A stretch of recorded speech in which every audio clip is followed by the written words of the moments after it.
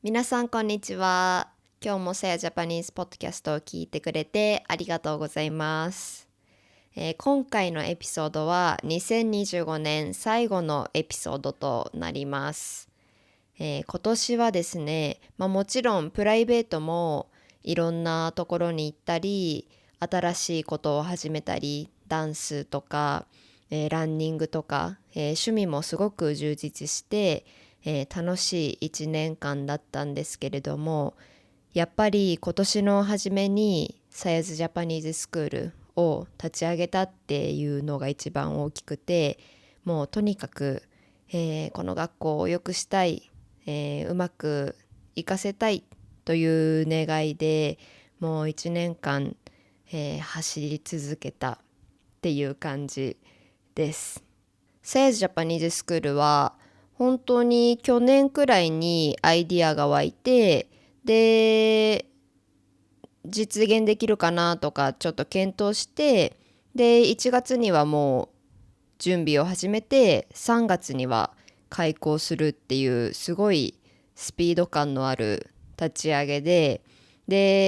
立ち上げた後もこういろいろな少しずつ準備をこう続けていたっていう感じなんですけれども、もちろん今までそんなビジネスを経営したこともこう学校のトップとして何かをやったこともないので、もう本当に学ぶことばかりで反省することもたくさんだし、なんでこんな方法でやってしまったんだとか、こういろいろね、失敗したこともたくさんあります。そのたくさんの反省することの一つはやっぱりその無計画性。それ失敗してるの結構致命的じゃないって思うかもしれないんですけれども、私本当に新しいアイディアとかが入ってくると、わあそれめっちゃいいねやりたいってすぐになっちゃって、こう考えずに結構どんどん行動に移しちゃうタイプなんですね。で学校はもちろんさすがに人のね、先生とか生徒のお世話をするっていう責任がありますから、そこまで突拍子もなくやることはできないですけれども、にしても結構スピード感がありすぎたので、正直ね途中で働きすぎてわあしんどいって思うこともあったんですが、もうそれと同時に本当にいろんな人に支えられて、いろんな人に協力してもらって、仕事面でもこう精神的な面でも支えられながら、どうにかやってこれたっていう感じです。でそのおかげで今では、先生は15人と生徒も200人近くいるんですね。1年以下の、長さでこんなに学校が成長したんですね。もうこれは素晴らしい人たちに囲まれていたおかげでしかないので、もう本当に感謝が止まらないです。というわけでですね、今回のエピソードは、スクール立ち上げにおいて、えー感謝したい人たちを紹介したいと思います。もちろん彼らに直接言うのも大切なんですけれども、感謝の言葉を。私の場合、多数の人に感謝したいという場合もありますし、あとはこの前他のポッドキャストのエピソードで感謝をすることのパワーについてちょっとお話ししたんですけれども、もう感謝する、それだけで感謝する、もしくはその感謝の気持ちを言葉に出すとか、感謝したいことを頭で考える、それだけですっごい幸せになれる気がするんですね、私は。なんか最近ちょっとイライラしてるなとか思ったら、感謝することを忘れてないってちょっと自分に問いかけてみると、だいたい忘れていて、で小さなことでもこういうのがこうでよかったっていう風に感謝しようとすると、すぐに幸せが戻ってくるっていうことがあるんですね。なのでこう感謝を言葉にして表すってすごい単純で、簡単にできるけどすぐに幸せになる魔法の、力、魔法の行動だと思っているので、今回、ポッドキャストで皆さんともちょっとシェアしたいなと思っています。皆さんもポッドキャスト聞いた後によかったらご自身で、自分が今年感謝したい人を、少なくとも3人だけでも思い浮かべてみて、ちょっとその幸せによかったら浸ってください。というわけでですね、まず私が感謝したい人たちが、スクール開校の際にクラファンで、協力してくれた、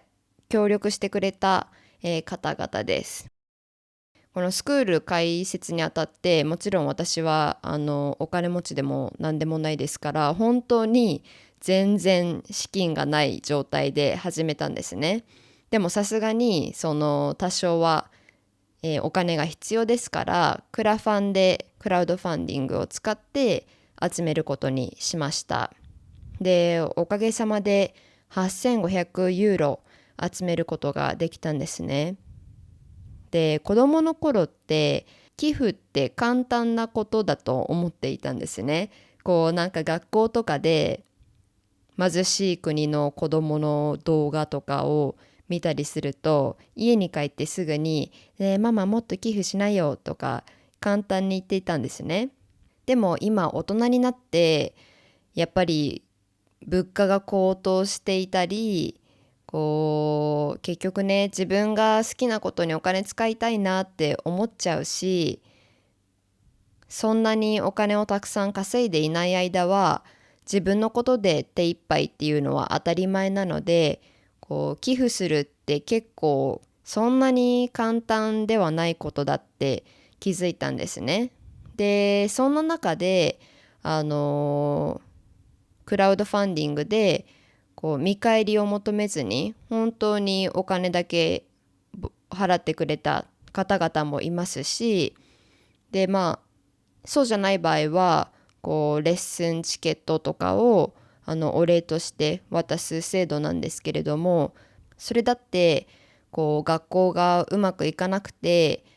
みんなの支援が無駄になるっていう可能性もある中で、私を信用してくれて寄付してくださった方々の心の器の大きさと、お金の使い道のセンスのいいチョイスっていうんですかね。なんか私がどんな学校を作りたいか聞いてくれて、じゃあそれを応援してあげるよって言ってお金を出してくれる、なんかもうその行動がかっこいいなと思って、頭が下がりますね。はい。なのでこの方々に関しては、感謝の気持ちもあるし、あとは尊敬の気持ちもあります。その時に寄付してくださった方々の名前とかを今サヤズの生徒リストとかで見ると、もう本当に胸がじわーんとして、支えられているなっていう風に、実感しますね。ではですね、感謝したい2つ目の、グループの方々が、今年一緒に働いてくれたフリーランサーの、皆様方です。どんなフリーランサーの方々と一緒に働いていたかというと、本当にもう何でもなんですけど、ウェブデザイナー、エンジニア、グラフィックデザイナー、それからアシスタント、マーケティングコーチ、などですね。もう私は自分でできることに限りがありますから、必要なところはいろんな人に手伝ってもらいながらやりました。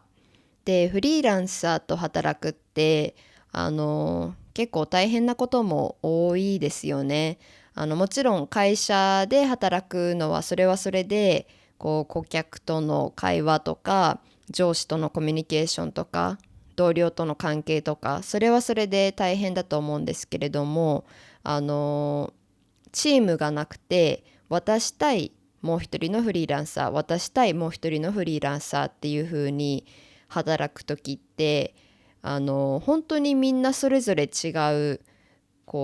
仕事の文化があるし、コミュニケーションの取り方も違うし、価値観も違うので、一人一人とそのいい働き方を、探さないといけなくて、もちろん意思疎通がうまくいかなくてプロジェクトがちゃんと終わんなかったり、なんか2週間ぐらい全然コミュニケーションが取れなくて戻ってきたと思ったら、なんかお祭り行ってたんだ夫婦みたいな、そんな2週間も連絡しなくてそういう態度なのとかびっくりしたりね、そういうこともあるんですよ。だからもう時々はもう新しい人探すの嫌だな、また嫌な経験したら嫌だなっていう風になることもあるんですけれども、そんな中で今までね、いろんな素晴らしいスキルを持ち合わせた、クオリティの高い、フリーランサーの方々と出会うことができて、サヤズのいろんな面で、助けてもらいましたね。で、特にサヤズはまだまだ小さなビジネスですから、大きなお金をお支払いすることはまだできていないんですけれども、それでも例えばあなたがやっていることを応援したいからって言ってくれて、普段その方が他の顧客に請求するよりずっと安い値段で応じてくれたりとか、あとは全然払わないでいいから私あなたのやってること好きだから、なんか私でもできることあったら言ってみたいな感じでボランティアをオファーしてくれる人がいたり、これもさっきのクラファンと一緒で、その心の余裕がかっこいいと思ってもし自分の仕事で手一杯でお金ももっと稼がなきゃとかいう時って、他の人のことを無料で手伝ってあげようとか、この人にはそんなにお金を請求しなくてもいいから一緒に働きたいとかできない時が多いじゃないですか。でそれを知っている上でそういうボランティアで仕事をやってくれたり、仕事することをオファーしてくれたりする、その心がかっこいいなと思います。あとはセアズで先生としても、教えてくれている藤先生って、実は私のアシスタントおよび、学校のマネジメントとしマネージャーとしても働いてくださっているんですけれども、この藤先生の存在が本当に大きくてですね、スクールが成長するにつれてもちろん本当に嬉しいんですけれども、大変なことも増えるんですよね。なんかたまにスクールの悪口をネットで書かれたりとか、先生は頑張ってやってくれていたんだけど、コミュニケーション、生徒と先生の間でコミュニケーションがちょっとうまくいかなくて、勘違いですごい生徒が怒っちゃったりとか、あとはいろいろあるんですよ。でそういうのを一人で全部抱え込むと本当に大変なんですけれども、結局は私の責任にはなるんですけれども、やっぱりそういう愚痴をちょっとこぼせたりとか、一緒に責任を取ってくれる人がいる、もうそれだけで全然精神的な力強さが違うので、そこは本当に藤先生に、助けられていたなと思います。でスクールの方針で、女性の、独立を支援したり、あとは職場における、男女の差別とかを少しでも減らしたいよねということで、講師から、エンジニアとかトップまで全員女性と一緒に働いているんですね。なので例えばエンジニアとかプログラマーとかだと男性が多い業種なので結構探すのすら大変だったりするんですけれども、その中で出会った方々は本当にクオリティが高くて、皆さん本当によく働くんですね。であとは彼女たちもいつか独立して、私も女性のエンジニアを支援できるような自分自身の、エージェンシーを立ち上げたいんですとかいうそういう志を持っている方々もいて、今お世話になっている分、もし彼女たちが独立する時には私が何か支えて何かお手伝いできることがあったら、その時に恩を返したいなと思っています。では次に感謝したいのが、サヤズの先生方です。もうね、最初の面接の時から皆さん本当にお話しするたんびに私のやる気をこう沸かせてくれるような方々が多いんですね。特に最初の頃は面接のところにこう女性支援をしているので、先生方も女性を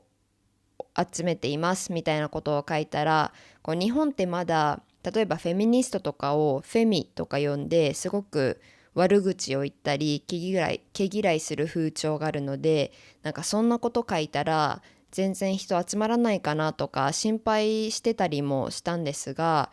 こう実際に面接をしてみるともうたくさんの方々から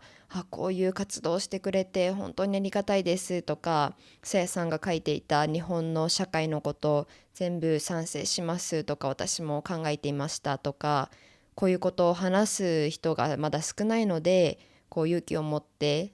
話してくれて本当に感謝しますとかみんな言ってくれて、なんかむしろね、私が今までいや日本にはまだそんな私と同じ考えを持ってる人なんていないかもとか思っていたことが、もう本当に申し訳ないって思うくらいこう賛同してくれて、一緒にやりましょうって言ってくれる人がいて、よかった、もう安心したし、もっとこの人たちのためにもっと頑張ろうってよりやる気が湧いたし、もう最初から、嬉しいスタートでしたね。でスクールが立ち上がった後からもまだまだ私はやりきれていなくて、例えば教材とか研修とかもうもっともっとできるけど、なかなかゆっくりなところがあるので、こう一人でね全部やるとなるとやっぱりゆっくりになってしまうので、スクールのルールとかも結構変わっていったり、こうまだ学校が建設中っていう感じなんですけれども、サヤズの先生はそこでこうイライラするとかならないどころか、こう一緒に作り上げてくれるんですね。こうスクールもっとこうした方がいいんじゃないですかとか、こういう授業やるのはどうですか、こんな生徒がいるのでこうするのはどうですかとか、いろいろ意見出してくれるんですね。で私はもうそれを聞いて、いいですねいいですねいいですねってどんどん取り入れて、こうどんどんどんどんスクールがみんなで一緒に良くしている感じがして、本当に楽しいと私は思っています。先生方も楽しんでくれていたら嬉しいんですけれども、その恩返しをするためにももっと教えるのが楽しくなる環境とか、もっと新しい教材とか新しい教え方とかを紹介できるようにしたいなと思っています。では、感謝したい人たちの最後は、フォロワーやリスナーの皆様、そしてサヤズの生徒の皆さんですね。もう私の仕事はスクールから、ポッドキャストから何までフォロワーさんとか聞いてくれる人とか、私と一緒に勉強してくれる人がいないと成り立たないものなので、私の仕事をこう信じてくれて一緒についてきてくれる人たちには本当に、心の底から感謝しています。で私の仕事ってその会社で働いていなくて自分が経営者なので、上司がいないんですね。なのでこう上司から怒られるっていうこともないんですけれども、その代わりにこうフィードバックをもらったり褒めてもらったりすることもないから、かなり孤独に感じることも多いんですね。なのでその分もう私にとっては皆さんからのコメントとかいいねとか時々送ってくれる DM とかがもう直接のフィードバックなんですね。